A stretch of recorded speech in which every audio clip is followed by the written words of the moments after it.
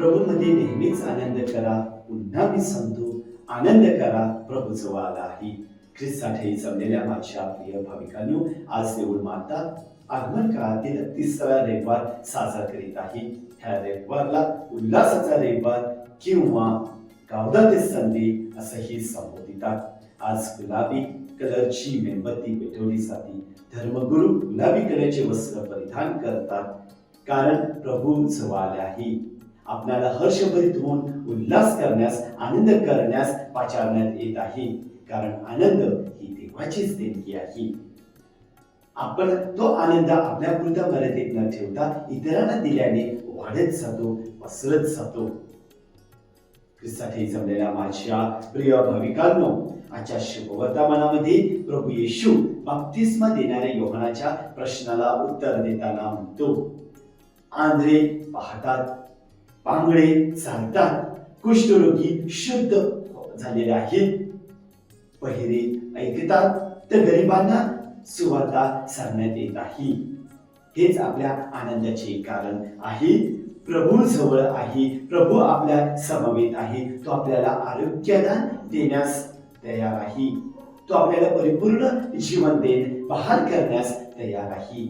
आपल्याला त्या प्रभू समवेत मार्गक्रमण करण्यास आज देऊळ माता बोलावीत आहे. त्या परिपूर्ण आनंदाचा अनुभव घेण्यास आज देऊळ माता आपल्याला बोलावीत आहे. आणि आनंद, ख्रिस्ती आनंद ही एक भावना नसून खरी श्रद्धा आहे, कारण प्रभू आपल्या समवेत आहे.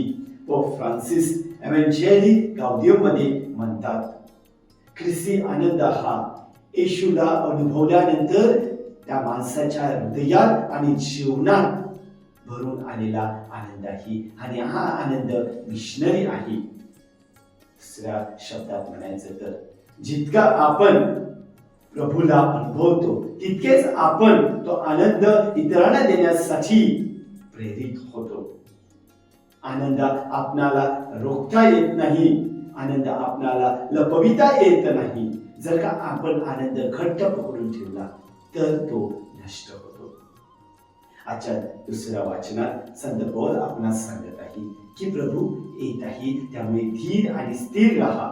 परंतु धीर आणि स्थिर हे निष्क्रियतेने राहणे नव्हे, तर उदारतेने इतरांची सेवा करणे आहे.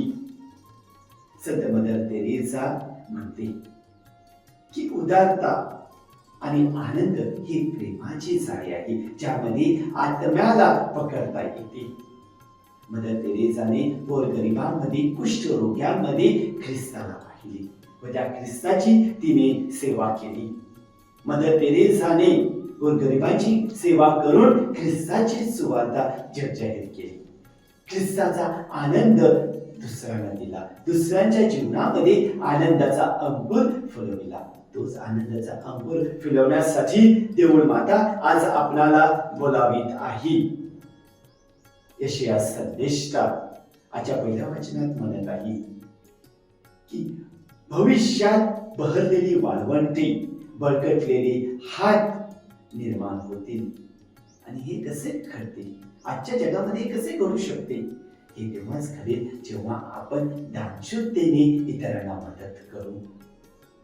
एखाद्या गरीब गरजवंत लोकांच्या गरजेला जेव्हा आपण पोहोचतो, तेव्हा आपण हे बहरलेलं वाळवंट निर्माण करू शकतो. तेव्हा आपण बळकट हात निर्माण करू शकतो. एखाद्याला धान्य देणे, एखाद्याला शिक्षणात मदत करणे, आरोग्य, वयोवृद्ध लोकांना भेटी देणे, हे आहेत ख्रिस्ती मूल्य. आणि ह्याद्वारे आपण दुसऱ्यांच्या जीवनामध्ये खरा आनंद भरू शकतो.